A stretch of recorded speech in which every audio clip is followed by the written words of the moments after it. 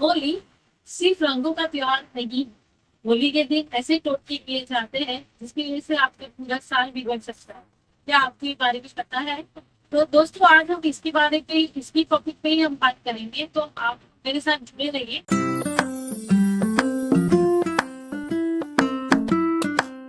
मैं हूँ numerologist and vastu consultant Bhavini R Chauhan.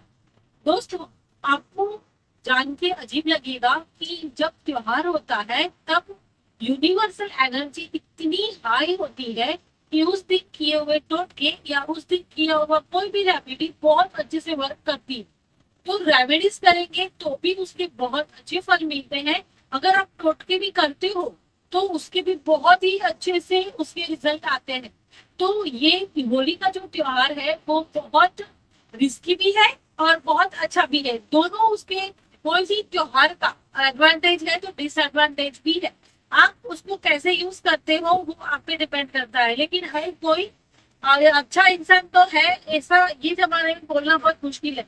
तो जो अगर गलत करते हैं तो जो सही करते हैं वो गलत भी कर सकते हैं, और जो गलत करते हैं वो सही भी कर सकते हैं। ऐसा नहीं है कि कोई पर्टिकुलर कौन सा व्यक्ति कौन सा रिजल्ट लाने के पीछे भाग सकता है। तो दोस्तों, आज इसके बारे में मैं आपसे बात करूंगी। अब आप ये बात समझने की मेरी कोशिश करें।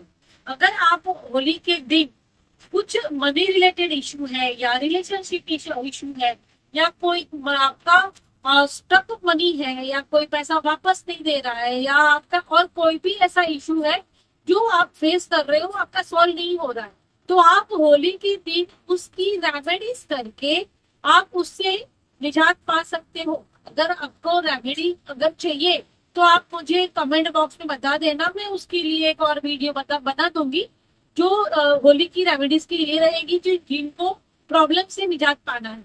लेकिन दोस्तों, आज की बारे में जो बात करूंगी वो टोटके के बारे में बात करूंगी। बहुत लोग अपना प्रॉब्लम दूर करने के लिए टोटके करते रहते हैं। टोटके दैट मीन्स कि उस दिन किया हुआ टोटका सामने वाले पे ऐसा जाता है कि वो उसका प्रॉब्लम सामने वाले पे बाउंस होता है। उसकी वजह से उसको तो वो प्रॉब्लम से निजात मिल जाती है, लेकिन सामने वाला व्यक्ति वो प्रॉब्लम में फंस जाता है। तो ऐसा ना हो उसके लिए ध्यान देना है, उसके बारे में हम आज बात करेंगे। तो होली के दिन अगर आपको कोई मिठाई देता है कि वो मिठाई मंदिर से लाई हुई है या कुछ भी बोल के आपको कोई स्पेशली व्हाइट मिठाई देता है, तो आपको कभी नहीं लेनी है। दूसरा ध्यान देना है, इस दिन आपको श्रृंगार जैसे कि काजल हो और गजरा हो, लिपस्टिक हो, या कोई भी ऐसी श्रृंगार बिंदी हो या चूड़ी हो, तो ऐसी कोई भी श्रृंगार की चीज है तो वो आपको बिल्कुल नहीं लेनी है। उस दिन आपको कोई अ, खजूर, मतलब जो ड्राई डेट्स बोलते हैं, अगर ड्राई डेट्स कोई देता है तो भी आपको वो नहीं लेनी है। ये सभी चीजें टोटकों में यूज होती है। आपको उस दिन ध्यान देना है कि हो सके उतना किसी से कोई चीज लेनी नहीं है जब तक होली का दहन ना हो जाए, क्योंकि ये सब चीजें तो देने से सामने वाले पे से वो भार उतर जाता है, और जिसको दिया जाता है उस पे वो भार चढ़ जाता है। तो यहाँ पे इंटेंशन 100% गलत रहती है। क्यों? क्योंकि उनको स्वार्थ रहता है कि अपनी प्रॉब्लम से निकल जाना है, सामने वाले का जो होगा वो देखा जाएगा। लेकिन हर इंसान के अपने कर्म रहते हैं। कर्म, अपने कर्म अगर आप खराब करते हो तो वो आज नहीं तो कल बाउंस होता ही है। कर्म अपने किए हुए हमको भुगतने ही पड़ते हैं। लेकिन ऐसा हर किसी को बोलने हम नहीं जाएंगे, ना हम किसी को रुकाने जाएंगे। तो आपको अपनी सेफ्टी लेनी बहुत जरूरी है। तो उस दिन आपको स्पेशली ये ध्यान देना है कि किसी के हाथ का कुछ भी दिया हुआ चीज नहीं लेना है, इवन कोई प्रसाद भी नहीं लेना है। आप जिस दिन होलिका दहन होने वाली है उस दिन आप होलिका दहन में जा रहे हो, तब होलिका दहन होने के बाद लोग प्रसाद बेचने आते हैं, तो कभी भी हो सके तो वो प्रसाद आप अपने हाथ में रखें जो स्पेशली अनजान है।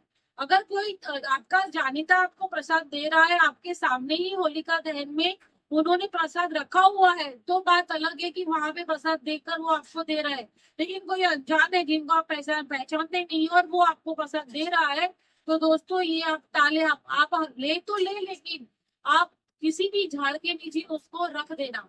और दूसरा, आपको जब भी होलिका दहन करने चाहते हैं, करके आपको जो भी प्रसाद करता है वो करके भी आप जब वो रिटर्न लेकर आते हो तो कभी भी आप पीछे मुड़ के कभी भी नहीं देखना है, क्योंकि जब आप होलिका दहन में जाते हैं ना तो कहाँ ना कहाँ आपके घर की एनर्जी वहां पे आपसे जुड़ी हुई रहती है।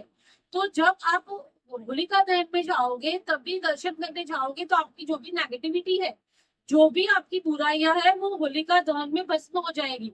फिर वो अगर आप रिटर्न आने के टाइम वापस देखते हो तो कहाँ ना कहाँ वो बुराइयां आपके साथ वापस आती है।